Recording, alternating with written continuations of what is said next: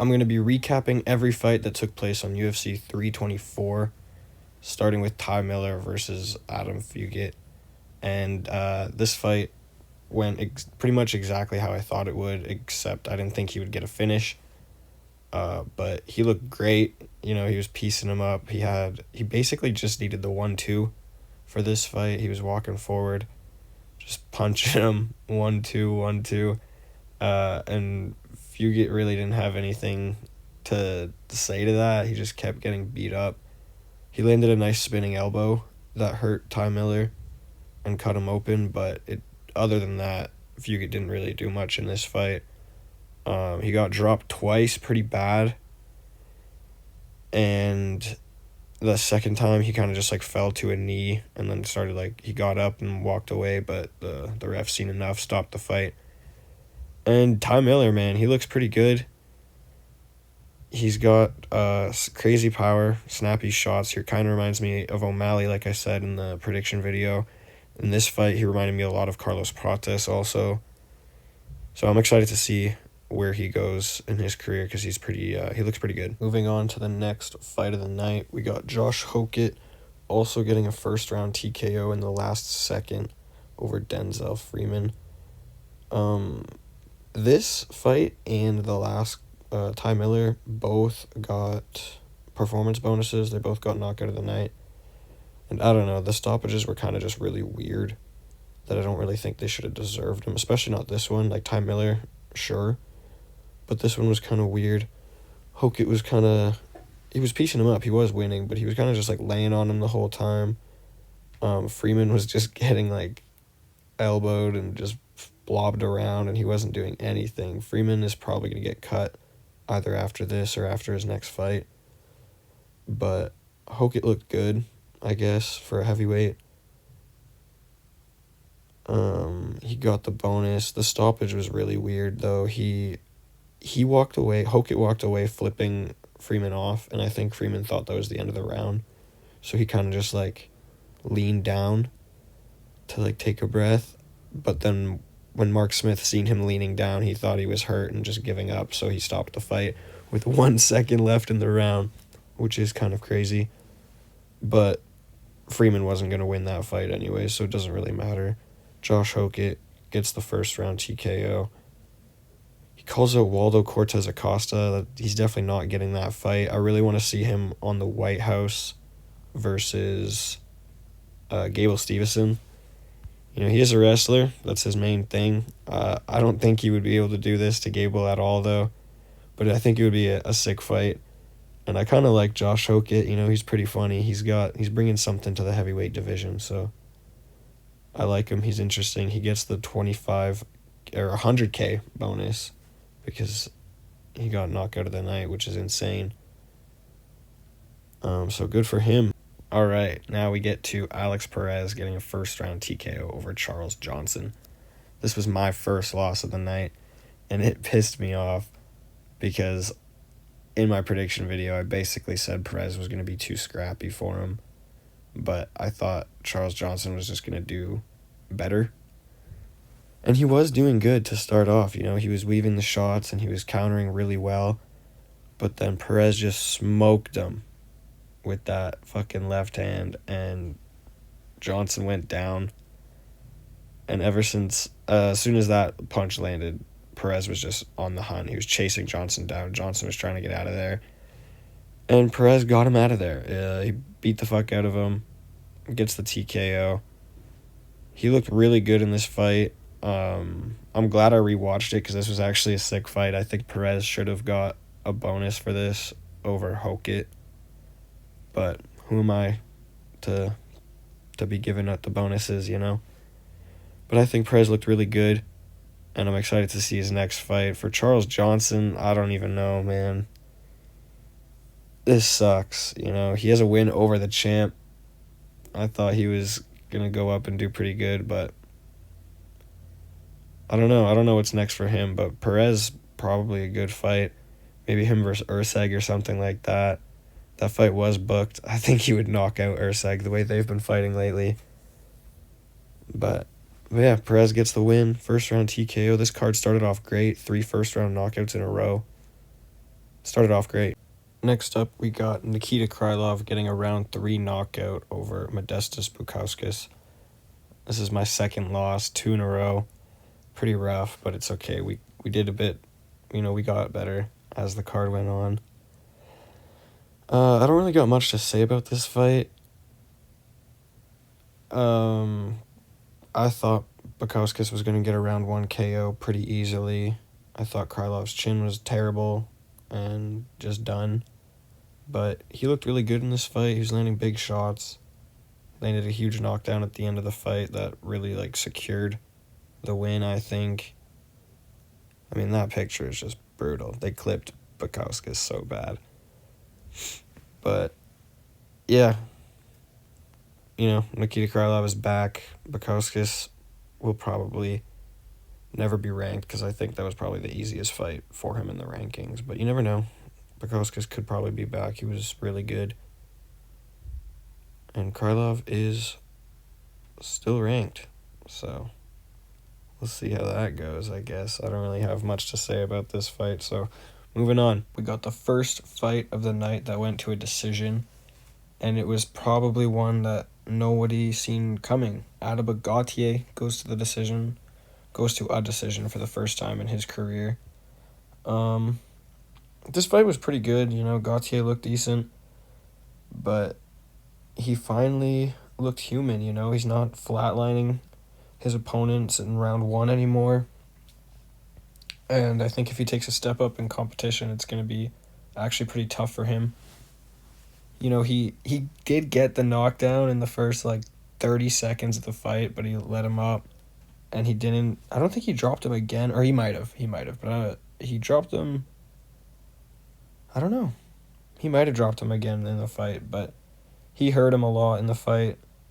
Did a lot of damage, but Pulyaev, whatever, however you pronounce it, he was just staying in there. He didn't look good, I guess, but he looked better than I thought he would. But I still want to see Gautier. I don't think he's ready for the rankings. A lot of people want to see him fight someone ranked. I don't think so. I think Kelvin Gastelum or Shara Bullet would be a sick fight for Ateba Gautier. For the final prelim of the night, we had Umar getting a decision win over Figueiredo. He won all 3 rounds pretty easily. I mean, who would have seen that coming? It was a shutout performance. Figueiredo did nothing. Umar, all 3 rounds, he just got the takedown, laid on him, just punched him a bit. Figueiredo didn't try and scramble out of it. He didn't try and do anything. On the feet, he wasn't doing anything. None of them were, to be fair. Umar was just throwing teep kicks, front kicks, and then he would just get the takedown 3 minutes into the round, and it was just not a good fight. I don't know what's next for any of them. I think Figueiredo should probably just retire. His last 3 fights haven't been good. He hasn't really done anything in his last 3 fights, so I think Figueiredo should probably retire. And I don't even know what's going to be next for Umar. All right, kicking off the main card, we got Silva beating Arnold Allen by decision. This was a sick fight. Arnold Allen looked pretty good. He won the first round, in my opinion. Silva ended the first round with a nice combo, but other than that, it was all Arnold Allen in the first round. He was doing pretty good. He was landing nice kicks, just avoiding Silva's power and stuff, which was really nice for him. And then he moved on to the second round where he got beat up pretty bad. I guess Silva is just insane in round 2, because even against Diego Lopez, he had a great second round before he got the coins smacked out of him. But he looked fantastic. Both fighters looked great in this fight. This was a sick fight. Round 2 was a just beat down for Silva. And then Arnold Allen's coaches told him he was up 2-0, which I thought was so stupid, because Arnold Allen was fighting with no urgency in the third round because he thought he was going to win the fight. And Silva, the third round was a lot closer, but Silva was just landing better shots. And he fucking, jumped on Arnold Allen's back, which I've never seen before, and, just hopped off of him. for like 1 second. It was something. Gene Silva's definitely something, but it was a great fight. He gets the win by decision. He looked good. Arnold Allen looked good. I hope Arnold Allen doesn't stay out for a year and a half again. I want to see him back this year. But yeah, Gene Silva is definitely going to be getting probably a number 1 contender fight next. Arnold Allen, I don't know what's next for him, but hopefully big fights for both of them. Good scraps, because they both put on a sick fight. Next up, we got Natalia Silva beating Rose by decision. This fight was pretty controversial. It was pretty close. Originally, I thought Rose won, but when I rewatched it, I think Silva won. It was a close fight. It came down to the first round, I'm pretty sure, which nothing really happened in that round, but I think Silva just had the better kicks, better strikes. Just did a little bit more, but again, nothing really happened in that round. Rose had a great second round, decent third round. Nothing really happened in the third round either. This fight just kind of sucked, to be honest. The featured fight of the night, we had Waldo Cortes Acosta getting a round 2 TKO over Derrick Lewis. This fight was also pretty boring, to be honest. The first round, not much happened. They were kind of just both respecting each other's power. Derrick Lewis couldn't really find the range. He couldn't close the distance. He was doing just jumping switch kicks and stuff like that, just the Derrick Lewis stuff, but he wasn't landing any of his punches, really. Waldo was kind of just jabbing him up. But nothing significant happened in the first round. Then round 2 was a bit of the same, but Waldo's jabs were doing a lot better, and Derrick Lewis was getting a lot more aggressive. He just kept rushing in and missing, and then he would get countered. And then he got countered again, but it was just a big shot. You could see it hurt him. And then I think that pissed him off because he was just rushing in after that. And eventually Waldo got him down and just started ground and pounding him. And Derrick Lewis kind of just gave up, and that was the end. I think Waldo's going to be in a big fight next, probably. He called out Curtis Blades. I can see that fight for him, or an Alexander Volkov or something like that. For Derrick Lewis, I don't know. I honestly think he should probably just retire. He's going to be 41 next month. He's been in the UFC for 12 years. He doesn't really need anything in the UFC. There's nothing that he's going for right now. He could just stick around, get a few more paychecks, get a few more easy knockouts, but I don't know. I think he should probably just retire. Moving on to the co-main event. I forgot to show you these pictures, but, it's just Waldo blobbing on Derrick Lewis, so it doesn't really matter that much. But yeah, anyways, moving on to the co-main. We got Sean O'Malley getting the decision over Song Yadong. The Sugar Show is back. Not really. This was a close fight, It's also pretty controversial.